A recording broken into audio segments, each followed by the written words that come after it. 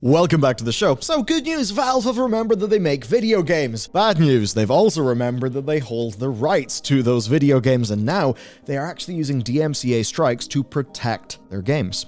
And the last few weeks have seen a wave of Team Fortress 2 fan projects take the brunt, which is a really sad thing to see, and it's created an atmosphere of fear that has actually led to developers, in some cases, preemptively stopping work on their projects ahead of potential takedowns from Valve. Now, of course, by the letter of the rules, Valve are absolutely within their rights to do this sort of thing, but what's legal won't always feel fair, especially when we're talking about a community that has spent a very, very long time asking for actual support and instead have got token efforts. With some of the updates they've got even leaning quite heavily on community-made content. So today I'm going to take you through what's been going on with Valve, what they've been doing, how fans and fan developers have been reacting, and why Valve probably feels justified in doing all of this, even though they know they are hurting the community of the very IP that they're trying to protect. And speaking of which, and I suppose protecting what we're doing here, here's the deal.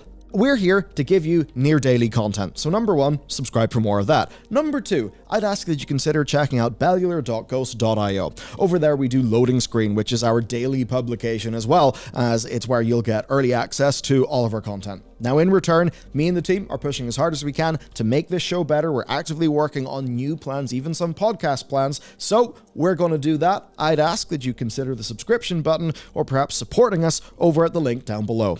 With that said, oh boy, it's time to crack open today's story. So the context of the last major update being on the community's back, it's no surprise that that very same community is now kind of pissed off when loads of community projects are getting shut down. So with that, the Save Team Fortress 2 hashtag campaign is of course back. And this time, it's not really super bolstered by bots. It appears like this is a pretty damn genuine thing of people being really quite pissed off. It doesn't help that for several days across Valve's network, their item retrieval servers were down. This actually meant for TF2 players, they had nothing but default weapons and outfits. This is a problem that Valve did fix, but they didn't acknowledge. Elsewhere then, people are pointing out that their verification on Twitter does feel like, well, it's had more investment than the actual game itself. The reason being there is because of X's, or Twitter's, whatever, their new rules, where the organization plan is ludicrously expensive, to the point where, by actually organizationally verifying the TF2 account, they have spent around $21,000. So to a lot of people, they've actually spent more money in their Twitter account than they have on, TF2 itself. Or at least that's how they feel. Who knows how well paid those bug-fixing engineers are. Now, as Tyler McVicker points out, of course, obviously here, this is just something that's like on autopay that they don't really care about because, look, it's money and Valve. As Gabe said to Tyler, and as I think we can all imagine given their business model, amounts of money like this mean absolutely nothing to Valve. So, all of this stuff happened as players were watching Valve choose to punish community developers who were actually trying to do something with Team Fortress 2.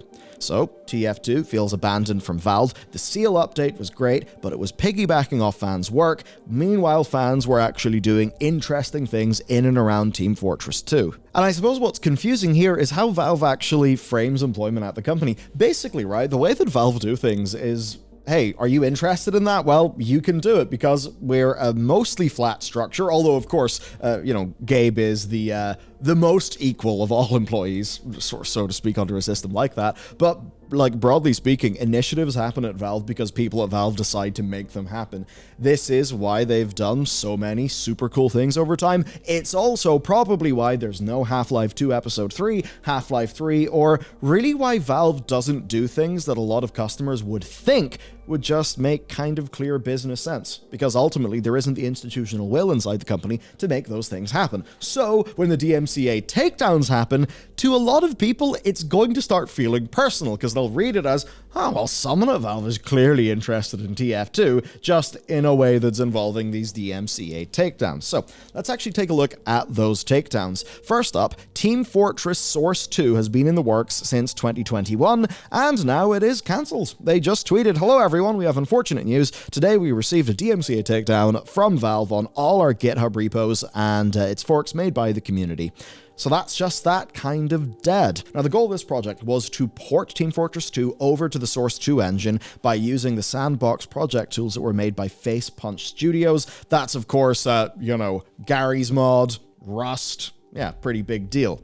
Now, it recently had slowed down development as a result of some upcoming changes to the sandbox tools, which would have required a fundamental rewrite to the project. This then prompted conversations within the team as to whether they continue working on the project, and then Valve stepped in with their DMCA. And they filed the DMCA as a result of the project basically having the entirety of Team Fortress 2 being distributed for free. So this is what they said. While we were discussing its future internally, we already came to the conclusion of stopping development of the project because of the current state of the code being unusable anymore with Sandbox's recent engine changes, and we overall moved on from it. Sadly, though, the DMCA is the nail in the coffin. They can't bring it back, and they've hit Valve's attention in a way where it seems obvious that Valve does not want their IP to be used in the way that this developer was planning to use it. Now, many people look at that and think, why would Valve randomly start enforcing this? Is it perhaps because they want to bring Team Fortress 2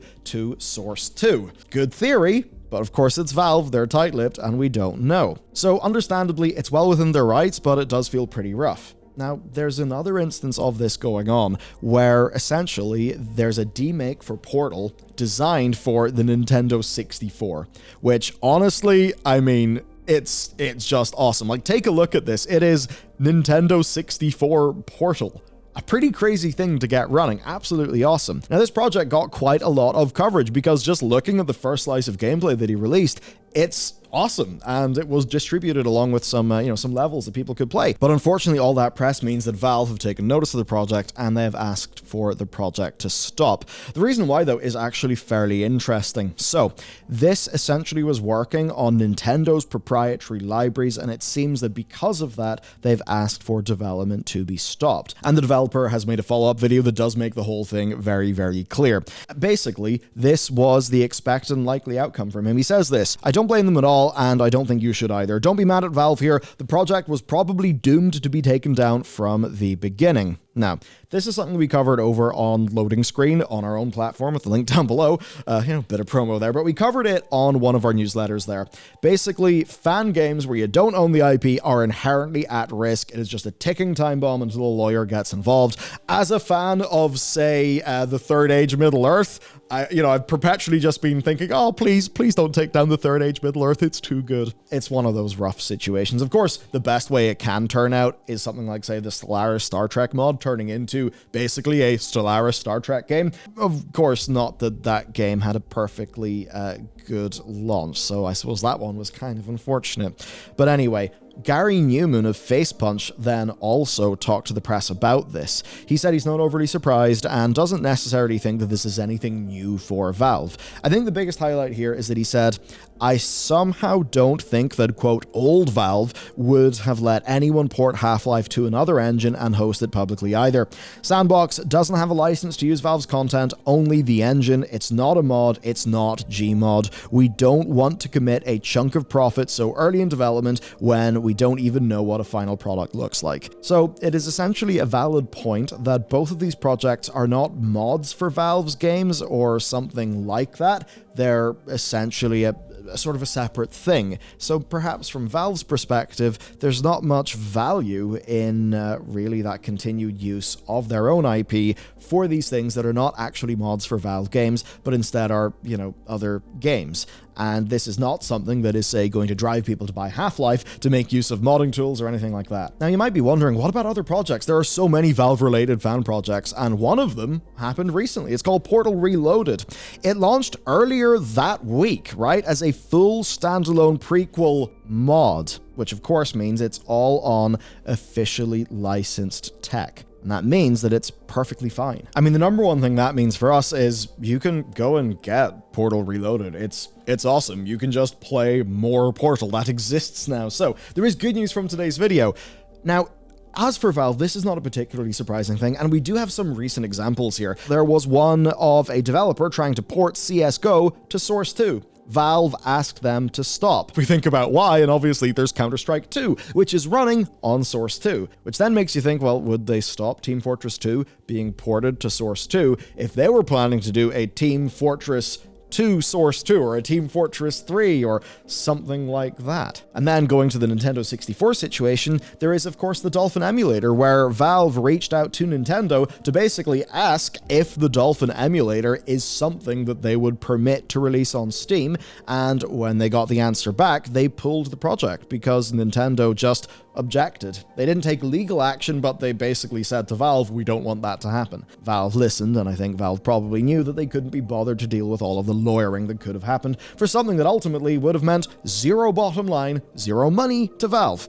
So it's a mix of examples then, where between the four of these, you can basically see Valve's point. From their perspective, they're not benefiting from any of these games, I suppose, other than the IP kind of gets a little bit more mindshare, but they don't really benefit, not in the way where, say, a mod might get somebody to purchase a base game. So even though this is something that feels a little bit sort of out of character, because Valve usually are seen to be quite good to the community. I mean, look at even the whole Black Mesa project and how that went, right? Like, Valve usually do seem to be pretty nice, but I mean, you can at least understand their rationale here.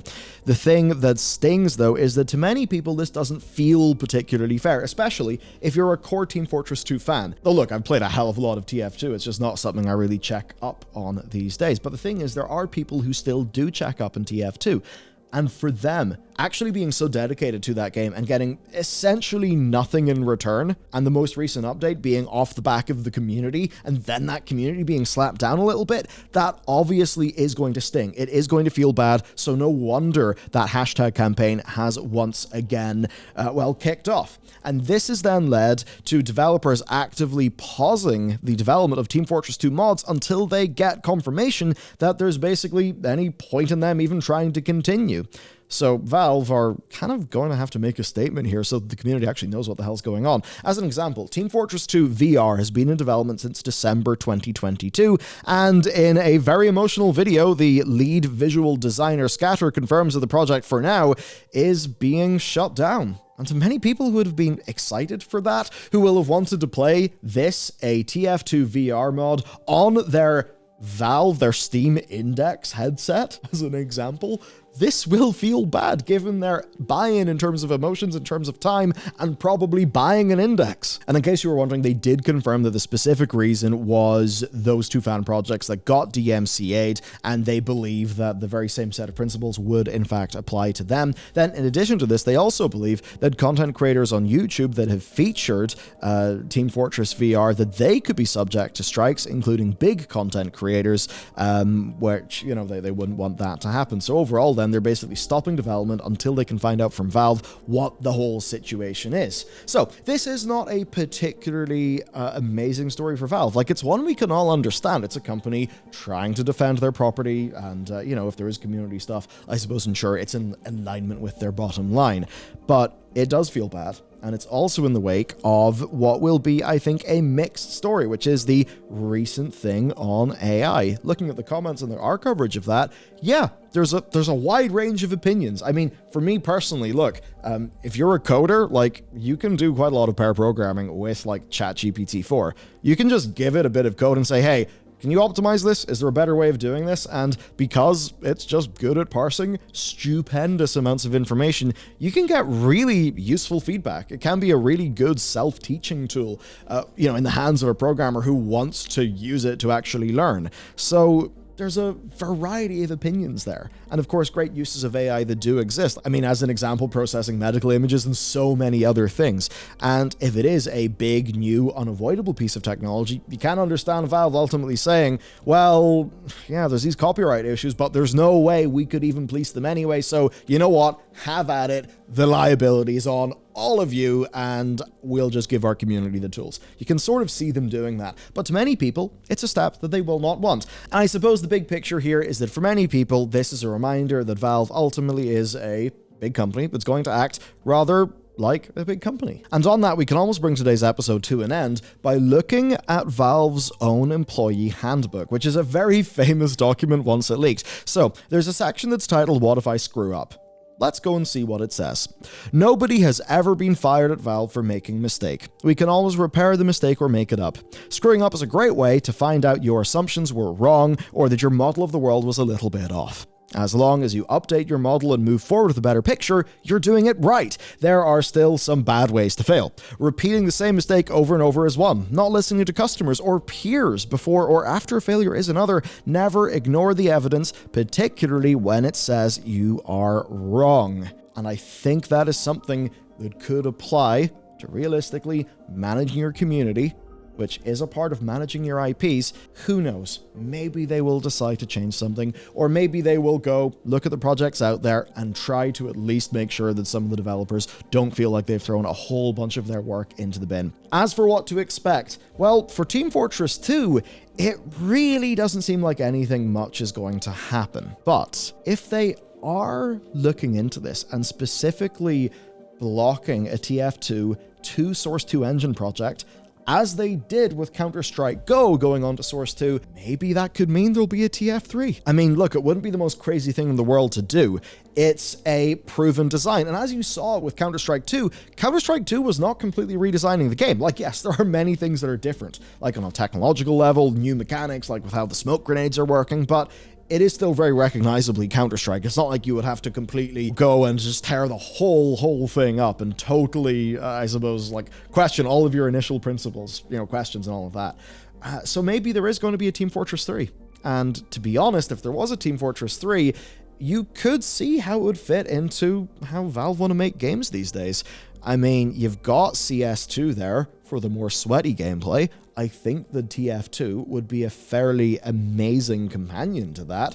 And also, Overwatch, Counter-Strike, Valorant, Team Fortress 2, Overwatch.